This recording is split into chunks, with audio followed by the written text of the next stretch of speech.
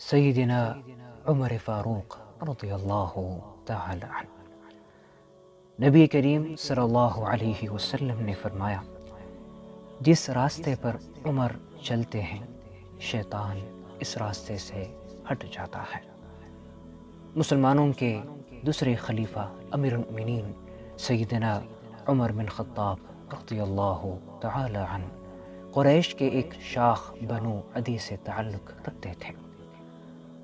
عام الفیل کے 13 سال بعد مکہ مکرمہ میں پیدا ہوئے۔ عمر بن خطاب کی رنگت گوری تھی، قد لمبا تھا، لحیم شحیم آدمی تھے، دوڑتے گھوڑے پر اچک کر بیٹھ جایا کرتے تھے۔ آپ انتہائی بہادر تھے، عرب کے نہایت سمجھدار اور ذہین لوگوں میں ان کا شمار ہوتا تھا۔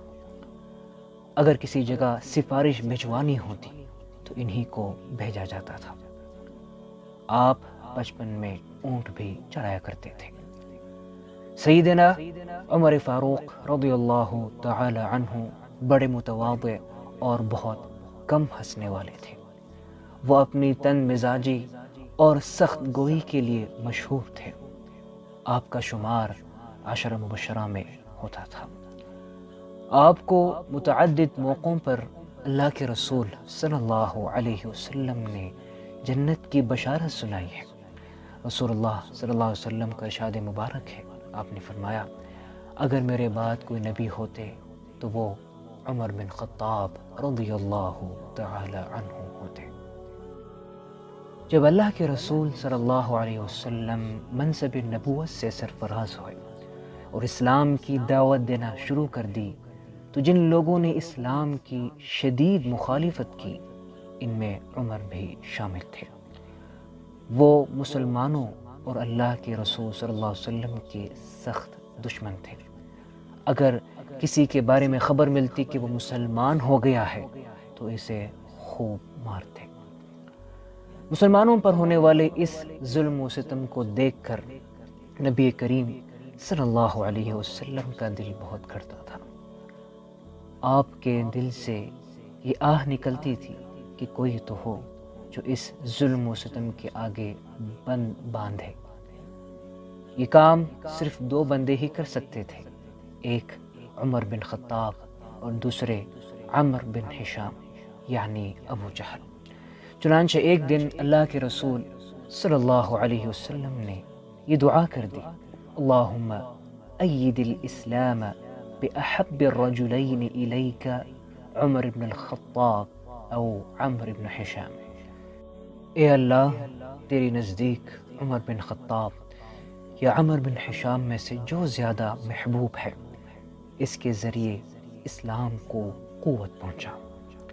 اللہ تعالیٰ نے اپنی حبیب کی دعا کو شرف قبولیت بخشا اور سیدنا عمر بن خطاب رضی اللہ تعالی عنہ نے دربار نبوی صلی اللہ علیہ وسلم میں حاضر ہو کر اسلام قبول کر لیا۔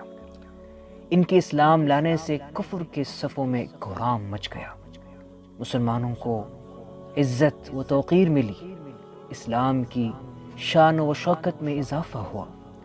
سیدنا عبداللہ بن مسعود رضی اللہ تعالی عنہ کہا کرتے تھے، جب سے عمر رضی اللہ تعالی عنہ نے اسلام قبول کیا ہم مسلسل عزت و توقیر کے ساتھ رہے۔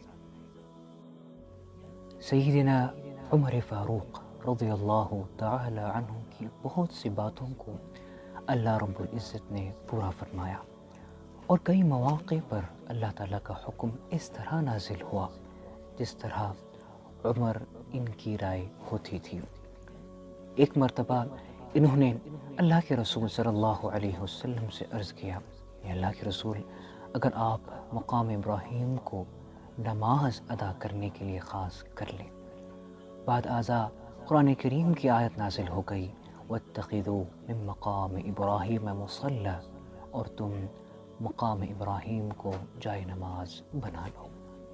حضرت عمر فاروق رضی اللہ تعالی عنہ نے اللہ کے رسول صلی اللہ علیہ وسلم سے عرض کیا، اے اللہ کے رسول، آپ کے پاس گھر میں اچھے برے ہر قسم کے لوگ آتے ہیں، آپ مناسب سمجھیں تو امہات المؤمنین کو حجاب کا حکم صادر فرمائیں۔ تو اللہ تعالیٰ نے اس بات پر حجاب کے آیات نازل فرمائی۔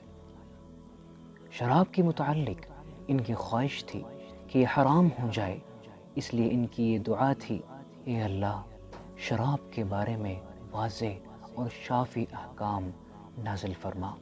اس پر اللہ تعالیٰ نے سورۃ المائدہ میں ارشاد فرما کر شراب کو ہمیشہ ہمیشہ کے لیے حرام کر دیا۔ ان کے زمانے خلافت کا بڑا مشہور واقعہ ہے کہ ایک دن دوپہر کے وقت مدینے سے باہر دورہ کر رہے تھے۔ اس دوران نیند کا غلبہ ہوا، ایک درخت کے نیچے کچھ بچھائے بغیر لیٹ گئے اور پھر سو گئے۔ اتفاق سے قیصر روم کا سفیر آ پہنچا، ان کو دارالامارہ میں نہ پایا تو پوچھتے پوچھتے وہاں پہنچ گیا جہاں آپ آرام فرما رہے تھے۔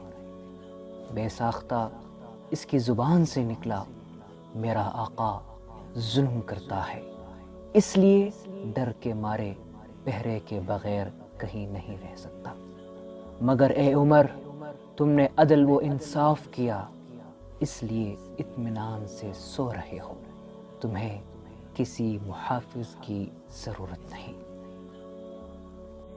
کسی شاعر نے کیا خوب فرمایا ہے، موت اس کی ہے کرے جس کا زمانہ افسوس، موت اس کی ہے کرے جس کا زمانہ افسوس، ورنہ دنیا میں سبھی آئے ہیں مرنے کے لیے۔